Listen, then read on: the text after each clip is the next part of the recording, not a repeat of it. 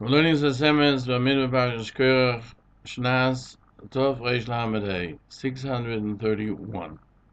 In the Zohar Kodesh, it says Baruch Hashem Korach 5631.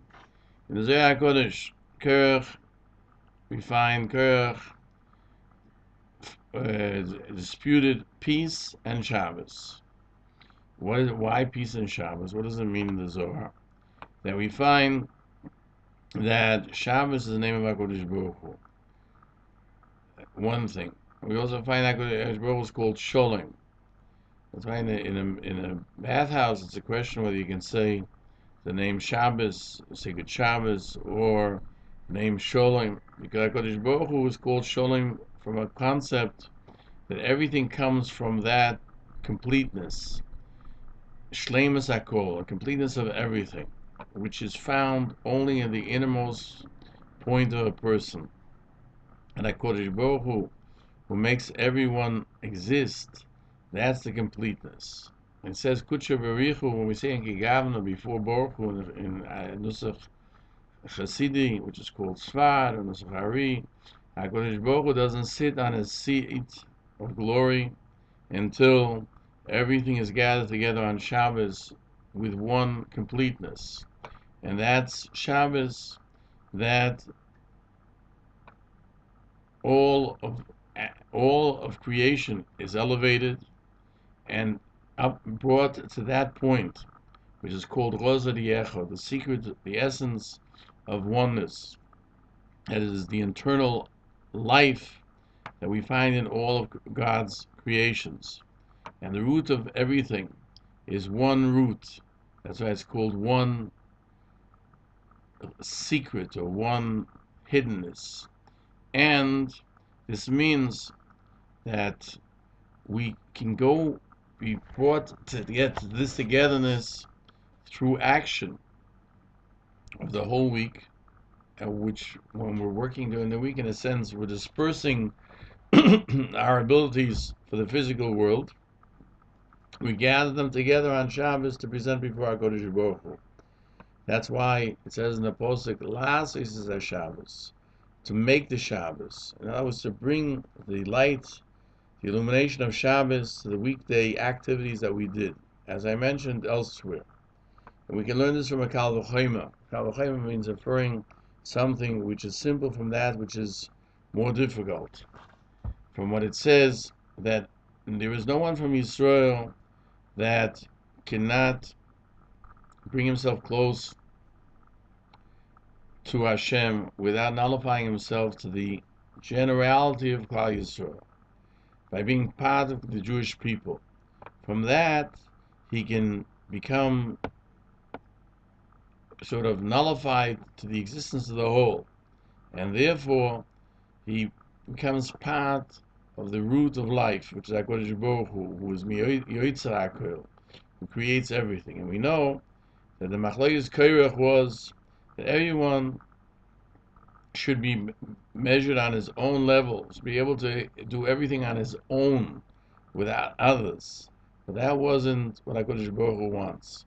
He wants Klal Yisrael, a gathering of everyone doing their best, and having a Kohen Gadol which shows the unity of everyone, and one Mizbeach, that they should be able to all gather together in one generation.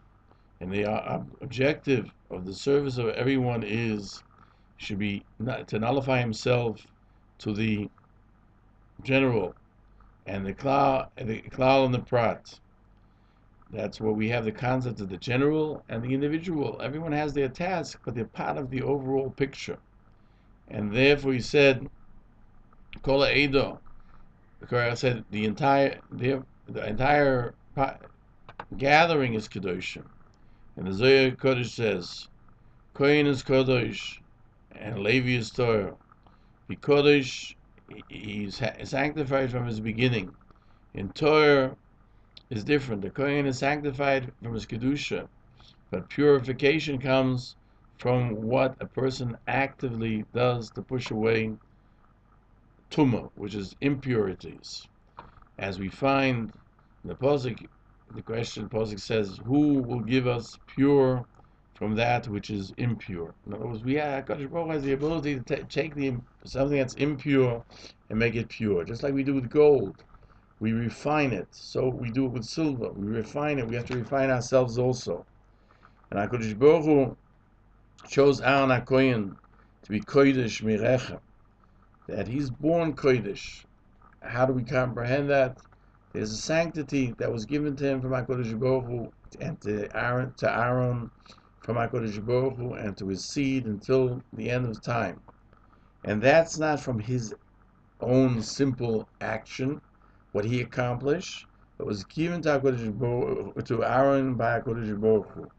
And so we find in Sforim, Avodas Matona, I give a service of a present I give to them as their kahuna, that they are watched over by Hashem Yisborach, they shouldn't come to Tumah, and through them, therefore, holiness emanates to Klal Yisrael.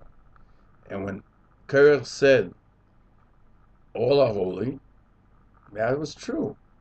He wasn't denigrating Klal Yisrael, but it was because what he saw, the holiness of everyone, was not because each and every individual was holy alone, but because it was that they were together, and that togetherness brought about was through Aaron HaKohen, and it brought about for everybody to be Kodesh. So at times we assume we're Kodesh on our own, and it's really because we have a connection to others who are Kodesh. As we find in Divrei Hayomim, Vayavdel, and he separated Aaron to be Kodesh Kadoshim. That Aaron too is, if Yisrael is Kodesh, then Aaron is Kodesh Kadoshim, is the Holy of Holies. That's what Moshe Rabbeinu said. Why are you talking about Aaron? It has nothing to do with Aaron.